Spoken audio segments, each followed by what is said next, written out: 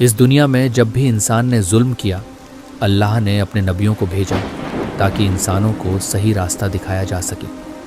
कुरान में कई नबियों के किस्सों का जिक्र है, जैसे हज़रत मूसा और हज़रत इब्राहिम के किस्से। इनमें से एक बेहद दिलचस्प किस्सा हज़रत नूह का है। हज़रत नूह का ये किस्सा सिर्फ कुरान में ही नहीं बल्कि तौरा, बाइबल और यहाँ तक कि हिंदू शास्त्रों में भी मौजूद है। इस किस्से को बेहतर समझने के लिए जानते हैं कि कैसे विभिन्न संस्कृतियों में इसी तरह की बाढ़ की कहानी का जिक्र है। हज़रत नूह का ये किस्सा न केवल इस्लामी ग्रंथों में बल्कि तौरात और बाइबल में भी वर्णित है। कुरान के सूरा नूह में इस नबी का दर्द झलकता है। हज़रत आदम के गुजर जाने के बाद एक समय ऐसा आया जब लोग शिर्क में डूब गए। शैतान ने लोगों को बहकाकर बुतों की पूजा में लगा दिया।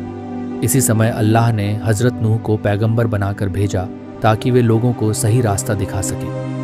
हज़रत नूह ने 900 साल तक लोगों को अल्लाह की तरफ बुलाया, लेकिन उनकी बातों पर बहुत कम लोग ईमान लाए। इसके बाद हज़रत नूह ने अल्लाह से दुआ की कि ज़मीन पर काफिरों को न छोड़ा जाए, क्योंकि वे बाकी लोगों को भी गुमराह करेंगे। अल्लाह ने हज़रत नूह की दुआ कबूल की और उन्हें एक किश्ती बनाने का हुक्म दिया। इस किश्ती में हर जानवर का एक एक जोड़ा रखना था। जब बाढ़ आई तो हज़रत नूह ने 80 ईमान लाने वाले लोगों और जानवरों को लेकर किश्ती पर सवार किया, लेकिन उनकी बीवी और बेटे ने सवार होने से इनकार कर दिया। हज़रत नूह के बेटे ने सोचा कि वह पहाड़ पर जाकर बच जाएगा, पर अल्लाह के कहर से कोई नहीं बच पाया। जब बाढ़ आई तो हर उस व्यक्ति को बहा ले गई जिसने अल्लाह की बात नहीं मानी थी। कुछ दिनों बाद जब पानी कम हुआ तो हज़रत नूह बचे हुए लोगों और जानवरों के साथ ज़मीन पर आ गए। इस किस्से का उल्लेख तौरात, बाइबल और हिंदू शास्त्रों में भी मिलता है। हिंदू शास्त्रों में इसी प्रकार की कहानी मनु नाम के व्यक्ति की है, जिसने एक किश्ती तैयार की और उसमें जानवरों को लेकर बाढ़ से बच निकला।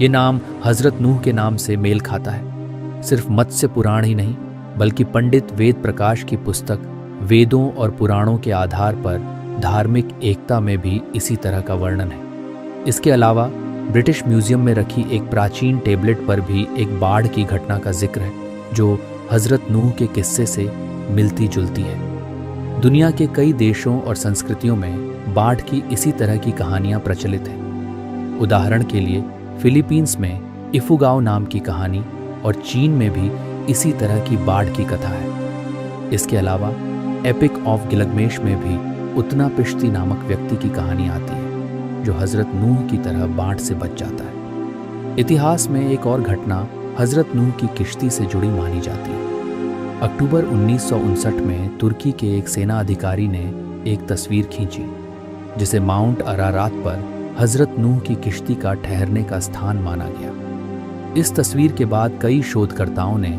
इस स्थान पर रिसर्च की। 3D स्कैन से पता चला कि यह जगह बाइबल में बताई गई किश्ती की लंबाई के अनुसार मेल खाती है। लेकिन कुछ शोधकर्ता इसे सिर्फ एक प्राकृतिक संरचना मानते हैं, क्योंकि इतने सालों बाद कोई किश्ती नहीं बच सकती थी। कुरान में हज़रत नूह की किश्ती के ठहरने का स्थान माउंट झूदी बताया गया है, जो माउंट अरारात से 175 मील दक्षिण पश्चिम में स्थित है।